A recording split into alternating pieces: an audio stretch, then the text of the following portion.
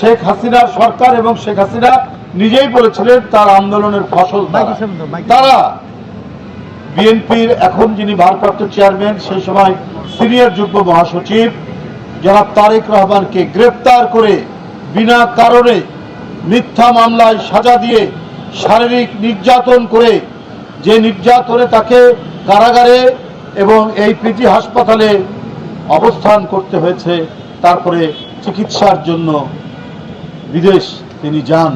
সংগঠনগুলো ঢাকা মহানগরের বিভিন্ন এলাকায় এবং শিক্ষা প্রতিষ্ঠানের ছাত্র ভাইরা ভাইরা সবাই এখানে আছেন, চিকিৎসক বৃন্দ তারা আছেন, তারা আজকে এখানে মিলিত হয়েছেন। আমাদের প্রিয় নেতা প্রায় 17 বছর পর নিজ দেশে স্বদেশে প্রত্যাবর্তন করছে। টানা তৃতীয়বার অর্জন করেছে দেশের সেরা সুপার ব্র্যান্ড স্বীকৃতি বসুন্ধরা টিস্যু, যিনি গত বছর 5ই আগস্ট দেশ থেকে চলে গেছেন, যার পতন হয়েছে তার কারণে, এবং তার সমর্থিত একটি সরকার হয়েছিল সেই 2007 সালে, সেটা মঈনুদ্দিন ফখরুদ্দিনের সরকার। সেই সরকার শেখ হাসিনার সরকার এবং শেখ হাসিনা নিজেই বলেছিলেন তার আন্দোলনের ফসল তারা বিএনপির এখন যিনি ভারপ্রাপ্ত চেয়ারম্যান সেই সময় সিনিয়র যুগ্ম মহাসচিব জনাব তারেক রহমানকে গ্রেপ্তার করে বিনা কারণে মিথ্যা মামলায় সাজা দিয়ে শারীরিক নির্যাতন করে, যে নির্যাতনে তাকে কারাগারে এবং এই পিজি হাসপাতালে অবস্থান করতে হয়েছে, তারপরে চিকিৎসার জন্য বিদেশ তিনি যান। বন্ধুরা আমার, এরপরে তিনি যেন দেশে ফিরতে না পারেন, একের পর এক মিথ্যা মামলা দিয়েই গেছে হাসিনা।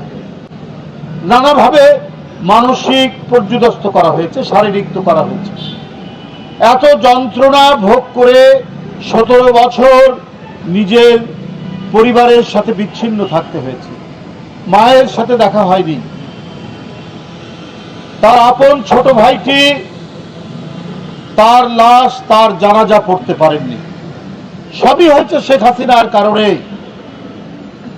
দেশের একটি জনপ্রিয় পরিবার, রাজনৈতিক পরিবার, স্বাধীনতার যিনি ঘোষণা দিয়েছেন, স্বাধীনতা যুদ্ধের নেতৃত্ব দিয়েছেন, আবার এইদিকে দেশনেত্রী বেগম জিয়া গণতন্ত্র পুনরুদ্ধার করেছেন এক নির্ভীক সৈনিকের মতো, সেই পরিবারকে ধ্বংস করার জন্য, পর্যুদস্ত করার জন্য এমন কোনো চক্রান্ত নাই যেটা শেখ হাসিনা, আওয়ামী লীগ এবং তাদের পার্শ্ববর্তী দেশের প্রভুরা চেষ্টা করেন।